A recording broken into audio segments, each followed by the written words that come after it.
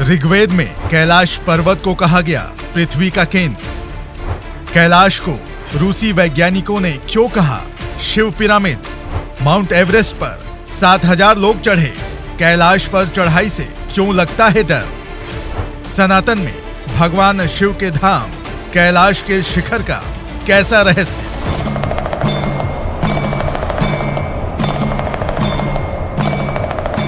नमस्कार आप सभी को। आपने ये वीडियो देखना शुरू कर दिया है तो आखिर तक देखिए। इस वीडियो में आप उस कैलाश धाम से जुड़ी हर रहस्यमयी बात जानेंगे जो महाशिवरात्रि से पहले गूगल सर्च की टॉप लिस्ट में है। इसकी वजह है कैलाश मानसरोवर की यात्रा, जिसके लिए अब दूसरे देश की मंजूरी की जरूरत नहीं। जल्दी ही ये यात्रा भारतीय मार्ग से शुरू होगी, जो न सिर्फ पहले से कम कठिन होगी बल्कि आनंदमय भी होगी। सनातन में ये मान्यता है कि हर शिव भक्त को कैलाश धाम की यात्रा अपने जीवन में एक बार जरूर करनी चाहिए।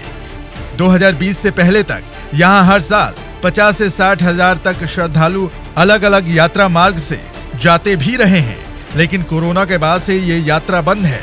लेकिन केंद्र सरकार के ऐलान के मुताबिक 2025 में कैलाश मानसरोवर की यात्रा चीन के साथ द्विपक्षीय समझौते के तहत पहले से बेहतर सुविधाओं के साथ शुरू होगी। इस ऐलान के साथ ही तमाम लोग ये बात जानने के लिए उत्सुक हैं। इंटरनेट पर लगातार सर्च कर रहे हैं कि 2025 की यात्रा कब से शुरू होगी, ये किस किस मार्ग से पूरी होगी, इसमें कितने दिन लगेंगे और इसकी लागत कितनी होगी।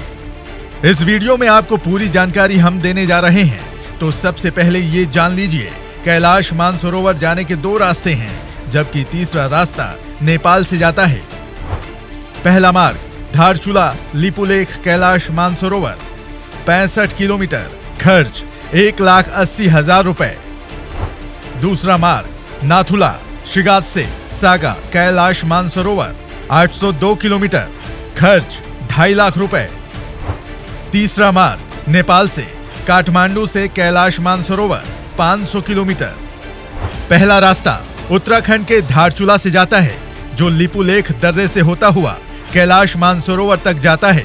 ये सबसे छोटा रास्ता है, लेकिन इस रास्ते से पहुंचने में ट्रेनिंग समेत कुल 24 दिन का समय लगता है। कुल खर्च आता है 1,80,000 रुपए। दूसरा रास्ता है सिक्किम के नाथुला से, जो सबसे लंबा रास्ता है, लेकिन इसमें वाहनों के आने जाने का रास्ता सागा तक है, इसलिए यहाँ से जाने में 21 दिन का समय लगता है। खर्च आता है करीब 2.5 लाख रुपए। तीसरा रास्ता नेपाल के काठमांडू से जाता है, जो पैदल और हेलीकॉप्टर दोनों से पूरी होती है। नेपाल और भारत दोनों तरफ के मार्ग से जाने के बावजूद कैलाश मानसरोवर का ज्यादातर हिस्सा तिब्बत और चीन के क्षेत्र में आता है, इसलिए यात्रा के लिए चीन की मंजूरी और वीजा चाहिए होता है। इसके अलावा फिटनेस बहुत जरूरी है, क्योंकि यात्रा समुद्र तल से करीब 6,800 मीटर की ऊंचाई तक करनी होती है। ये ऊंचाई यानी माउंट एवरेस्ट से सिर्फ 2,000 मीटर कम। यहाँ आपके जहन में सवाल आ रहा होगा कि कैलाश पर्वत की ऊंचाई माउंट एवरेस्ट से 2,000 मीटर कम है, तब भी इसके शिखर पर आज तक कोई चढ़ क्यों नहीं सका? तो इससे पहले भौगोलिक लिहाज से समझिए। पहली वजह है कैलाश पर्वत की खड़ी चढ़ाई। ये पर्वत सतह से करीब करीब सीधा है, जिसका एंगल 65 डिग्री है, जबकि माउंट एवरेस्ट का एंगल 40 से 50 डिग्री के बीच है। हालांकि इस पर चढ़ाई की कोशिश कई बार हुई, लेकिन कोई भी कामयाब नहीं हुई। यहाँ पहुंचने वालों में कुछ ही लोग मुश्किल से 52 किलोमीटर की परिक्रमा करने में कामयाब होते हैं। लेकिन चढ़ाई ये क्यों दूभर है, इसे आप कुछ पर्वतारोहियों के इन बयानों से समझिए। साल 1926 कर्नल RC विल्सन, ब्रिटिश पर्वतारोही, तब कैलाश मानसरोवर की सटीक ऊंचाई मापी नहीं गई थी। कर्नल विल्सन के मुताबिक एक शेरपा के साथ जब कैलाश के ऊपर चढ़ना शुरू किया तो थोड़ी दूर जाते ही बर्फबारी शुरू हो जाती है। हर बार हमें बेस कैंप वापस आना पड़ता, हमने इरादा ही छोड़ दिया। साल 1980 रेनहोल्ड मेसरर, इटली के पर्वतारोही, चीन ने इटली के इस मशहूर पर्वतारोही से कैलाश शिखर पर जाने को कहा तो रेनहोल्ड ने हाथ जोड़कर मना कर दिया।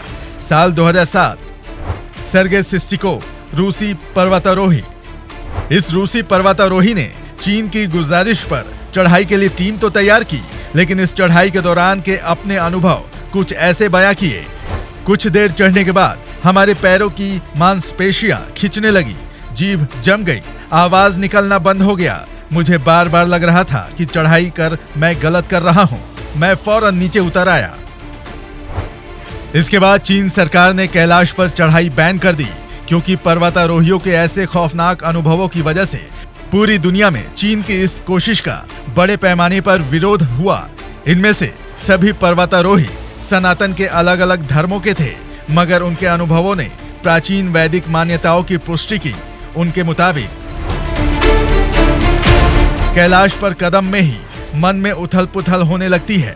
थोड़ी चढ़ाई से हृदय परिवर्तन होने लगता है, जैसे कोई कह रहा हो आगे मत बढ़ो। कैलाश पर्वत की खड़ी चढ़ाई के साथ यहाँ की हवा में भी कुछ खास है। यहाँ आपके बाल और नाखून 2 दिन में इतने बढ़ जाते हैं जितने 2 हफ्ते में बढ़ने चाहिए। ठंडी सूखी हवा की वजह से शरीर की त्वचा तेजी से मुरझाती है, चेहरे पर बुढ़ापा दिखने लगता है। इन वजहों से कैलाश के बारे में जितना मुंह उतनी बातें फैलती गई। कई विदेशी रिसर्चर्स ये कहते हैं कि ऊपर से सीधा खड़ा दिखने वाला पहाड़ आसपास के पहाड़ों से कतई मेल नहीं खाता, क्योंकि यहाँ के दूसरे पहाड़ों की चोटियां नुकीली हैं, लेकिन कैलाश पर्वत की चोटी सपाट। इसलिए ऐसा लगता है ये पहाड़ बनाया गया है। तो क्या यहाँ रहने वाले येती मानवों का बनाया पहाड़ है? क्योंकि हिमालय के बर्फीले क्षेत्रों में विशाल आकार के येती मानव को लेकर 30 साल से वैज्ञानिक दावे किए जा रहे हैं। अगर ये बात सही है तो फिर इस पर्वत के शिवलिंग आकार में निर्माण का रहस्य क्या है? 1999 में रूसी वैज्ञानिकों का दावा, ये प्राकृतिक चोटी नहीं, शिव पिरामिड है। दरअसल साल 1999 में रूसी वैज्ञानिकों की टीम 1 महीने के लिए माउंट कैलाश के बेस कैंप आई थी। महीने भर के शोध के दौरान इन्होंने कहा कि ये तीनों कोनों वाला पहाड़ प्राकृतिक नहीं, बल्कि ये एक पिरामिड है जो बर्फ से ढका रहता है। इस टीम ने स्थानीय मान्यताओं को देखते हुए इसे शिव पिरामिड कहा, क्योंकि कैलाश क्षेत्र के स्थानीय लोग इस पहाड़ को एक खोखला पहाड़ मानते हैं। वो कहते हैं कि इसके अंदर से दूसरे लोक में जाने का रास्ता है। हालांकि विज्ञान इस बात का दावा तो नहीं कर सकता कि यहाँ शिव जैसे किसी साक्षात देव का निवास है, लेकिन स्थानीय लोगों की मान्यताओं के आधार पर रूसी रिसर्चर्स की टीम ने भी माना कि पूरे पर्वत क्षेत्र में कुछ अलौकिक शक्तियां जरूर हैं। कैलाश को लेकर कुछ दावे बताते हैं कि यहाँ से रात की नीरवता में पहाड़ के अलग अलग क्षेत्रों से 7 तरह की रोशनी और बर्फ पिघलने के साथ डमरू बजने जैसी आवाज आती है। वैज्ञानिकों के मुताबिक ये यहाँ की चुंबकीय शक्ति की वजह से हो सकता है, क्योंकि ये जगह पृथ्वी के 2 ध्रुवों के बीच स्थित है। इसलिए इसे कुछ वैज्ञानिक धरती की एक्सिस मुंडी यानी केंद्र भी कहते हैं। यही मान्यता ऋग्वेद में भी है, जहां भगवान शिव ब्रह्मांड के 7वें आयाम से पृथ्वी पर उतरे और इस पर्वतीय क्षेत्र को अपना धरती लोक बनाया। भगवान शिव के इसी लोक से 4 नदियां ब्रह्मपुत्र, सिंधु, सतलुज और कर्णाली का उद्गम हुआ। गंगा और सरस्वती जैसी नदियां इन्हीं नदियों के क्षेत्र से निकली। इन नदियों का जल जम्बू द्वीप के बड़े हिस्से पर जीव तत्वों से भरता है। यानी वेदों की वही मान्यता कि धरती पर शिव है तो जीव है।